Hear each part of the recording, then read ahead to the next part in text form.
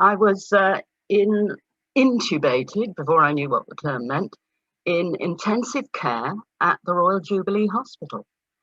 And nothing to do with COVID. I randomly had got an abscess in my neck. It was interfering with my breathing. And what saved my life was state-of-the-art modern surgery and heavy-duty antibiotics. And I'm very grateful for those. I'm a great fan of conventional medicine. And had I been given placebos, I probably wouldn't have survived. However, another contributing factor to my rapid recovery was the encouragement, the warmth, the kindness of all the staff. And when I could finally shuffle around the ward, I noticed a poster on the wall for the staff which said, "They may not remember what you said, but they will always remember how you made them feel." And it's true that words are a powerful placebo. They can also be a powerful nocebo, which is the opposite of placebo. And I'll just give an example which happened recently to a young woman I know in England who was doing absolutely fine until the COVID crisis took away her job, her income, her independence, her social life, and all her hobbies. And she got depressed and she took an overdose, ended up in hospital. And the psychiatrist said to her, "You're the sort of person who's going to be in and out of hospital all your life." Can you imagine the impact on a vulnerable young woman? And within a week, she was back in hospital having overdosed again. I'm pleased to say that she's now doing a lot better and has much better care, but you see the power of words. And the whole area of mind-body medicine is being very extensively studied now. And we're discovering more surprises all the time. For instance, placebos work even if you know they're placebos. We always thought you had to believe in them. Apparently you don't. There's a woman in England with a very serious irritable bowel syndrome, and she gets her placebos on prescription from her doctor, and if she misses a dose, the symptoms flare up again. So it's all a lot more mysterious than we think. And clearly, placebo is a very important part of every therapeutic procedure, especially, I would think, in complementary medicines. And of course, for me, I'm a hypnotherapist, so it's sort of basically all I do. I am a placebo practitioner. And I treat quite a lot of physical conditions quite successfully. But better hypnotists than me can work miracles. And I'll give just one example. This is in a famous story from the mainstream medical literature about the boy with crocodile skin. And this is a boy who had a horrible condition where his entire body was covered in warts.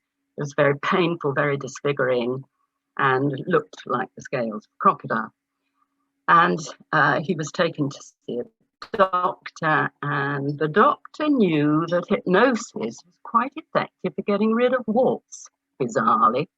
And so he treated the boy with hypnosis with amazing results. Normal skin started growing at once. And the boy recovered 3/4 of normal skin cover. And then both the boy and the doctor were informed that this condition is genetic and therefore untreatable. And once they knew that what they had been doing was impossible, it stopped working. It's a mysterious business. But anyway, how can we use placebo ourselves? And particularly, how do we use it now when we're 10 months into this massive, massive crisis worldwide? We are under physical threat. We are suffering terrible restrictions. We're socially isolated. And honestly, the vaccine's out there, but it's going to be months before anything gets back to normal. So there are things we can do to get through this crisis and to keep our health, physical and mental health. One of the things we can do is what we are doing right now, because attending a religious service of any sort that involves meeting regularly with like-minded people, taking part in ritual, with music, is good for your health. So keep coming to the capital services each week. It's really beneficial. What I'm going to say now, I should say, is a mix of evidence-based, that is evidence-based, and later on I'll get on to some guesswork, and I will warn you when I'm getting to the guesswork. Probably the most important thing we can all do is keep an optimistic outlook and a sense of purpose. That is fundamental. In many studies now, large-scale prospective studies following many people over many years, it's been found that having that positive attitude and the sense of purpose gives you, on average, an extra 7 years of life. It's more significant than diet, exercise, all these other things. So we need to cultivate that positivity. And there are various ways we can do that. In these circumstances where it's pretty depressing, let's face it, there's no sign of anything ending anytime soon, getting back to normal. It's not enough to be able to say, oh, I'll cope somehow, mustn't grumble. That doesn't do it. What does do it is, gosh, months more of lockdown, and it may get worse before it gets better. Yes, how exciting. What an opportunity. What can I do?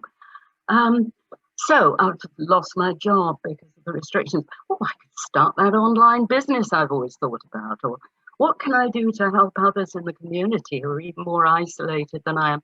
Whatever it is, it's that feeling of excitement and really, really positive that will provide you with protection against illness, mental and physical. And last week, our wonderful Chief Medical Officer in BC, Bonnie Henry, was delivering, as she often does now, several times a week, pretty bad news, pretty bleak. No, it's not getting worse here, but it's not really getting better. It's sort of plateaued. There's no easing of restrictions. There's supply problems with the vaccine. We're pretty stuck at the moment. But she then said, things you can do, get out of doors every day, very important. And she said, find joy in every day. That's the best advice she could possibly give. Now, my joys are swimming in the ocean every day. I'm incredibly lucky that I live near the sea and I can do that. And the other is dancing. And the dancing really started, the pandemic dancing, as it were, way back in March when I used to run a dance night once a month in the condos where I live, in the common room. And when the restrictions came in, I couldn't do that. I was on my Zoom learning curve, so I thought, right, I'll put it onto Zoom. Why not? And so started Di's Discos, which have now been running twice a week since last March. I think we've had 86 discos so far. What I realized, of course, as soon as I put it onto Zoom, geography didn't cease to be an issue. And I was delighted when Capital Friends joined in, especially Sharon Bull, who's been wonderful, without whom I don't think I could have done it. And then we got friends from around the world joining us. And we've now had, I think, 17 countries and 4 continents represented. But each disco is small. There's probably 8, 10 of us. So it's a bit like having a group of friends in your living room. And this is the sort of personal contact we've so missed. So we have that personal connection, and we have the dancing. And dancing is good for you on so many levels. It's one of the best forms of exercise, but also you can dance really whatever your abilities. You can dance sitting down, you can dance just with your hands or with your shoulders, with your eyes even. Dancing is accessible for everybody. And dancing to the music of your youth, and we do play quite a lot of old music, as we said, is actually physiologically and mentally rejuvenating. It really is. This is evidence-based, but also it's a lot of fun. And we don't just dance to old music. We have all sorts of cross-cultural music. We have African, Bhangra, klezmer, folk of various sorts. And we were dancing to sea shanties before they became hugely popular on TikTok. So we have thoroughly enjoyed it. We dress up a bit, we put funny hats on and shawls and props, and I love the excuse to put on bright coloured summer dresses when otherwise there's not a lot of incentive to get dressed when you're stuck at home. So those are the benefits of dancing. And I'm just going to get on to the guesswork part of this talk. So this is guesswork, but I'm going to give you a couple of metaphors that I find useful and my clients find useful, and I'd like you this is just a taster, but I can make recordings available if you're interested. So regard it as an imaginative exercise. You do not have to believe in it. Remember, you don't have to believe in placebos. So I'd like you, first of all, right now, I want you to notice what you've been thinking, feeling, and doing for the last minute or two. Just notice. Say to yourself, stop. Take a deep breath, straighten your spine, and on the slow out breath, drop your shoulders, soften your jaw, and lift and lighten and brighten your face. Smile, in fact. So you go, stop.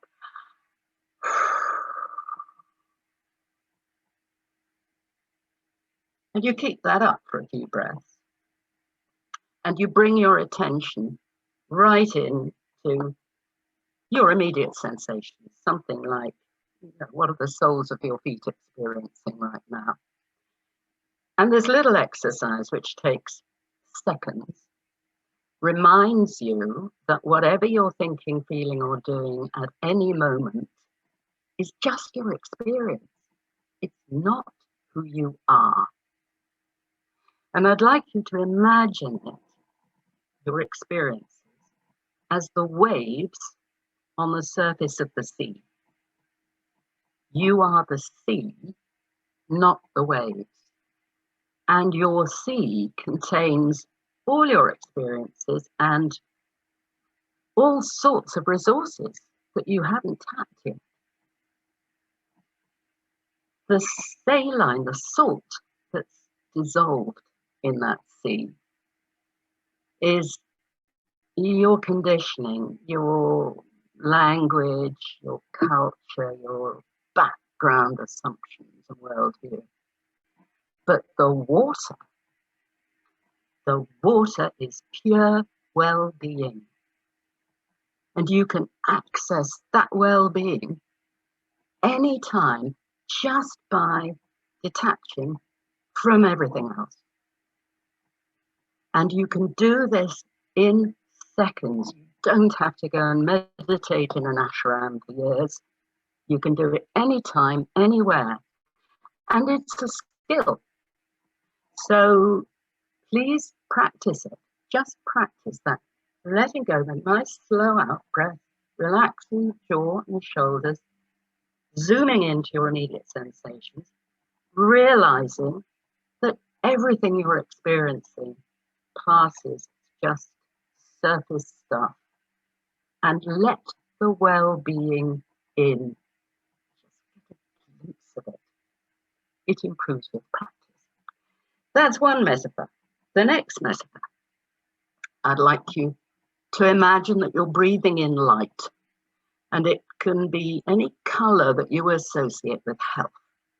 So you're breathing in light, very deep, again, deep in breath, and imagine that light is therefore coming into contact with every part, every surface of your lungs. There's an enormous surface area in your lungs, but all of it is being filled with that light. And the light deposits a very thin gel-like film, transparent film, over all the surface of your airways, including your nasal passages.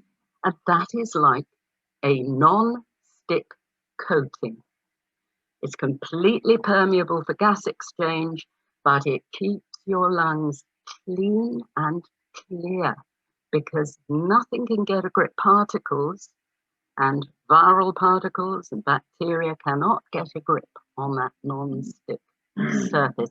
So I'd like you to imagine now, just as you breathe in, just feel how clean your lungs are and how improved lung capacity that's there. And you can also imagine that on the out breath, that light is passing into your circulation, it's spreading around your body, and it's setting everything glowing, and you can direct it to any areas that need repair and regeneration. Anyway, enough of guesswork. It's time to dance. So I'm going to invite you all to dance any way you can. You don't have to get up. I shall get up. But at least join in somehow physically, even if it's just tapping your feet. And I'd also like you, please, to switch your video on and put your screen on gallery view so we can all see each other. And I'm handing over to my DJ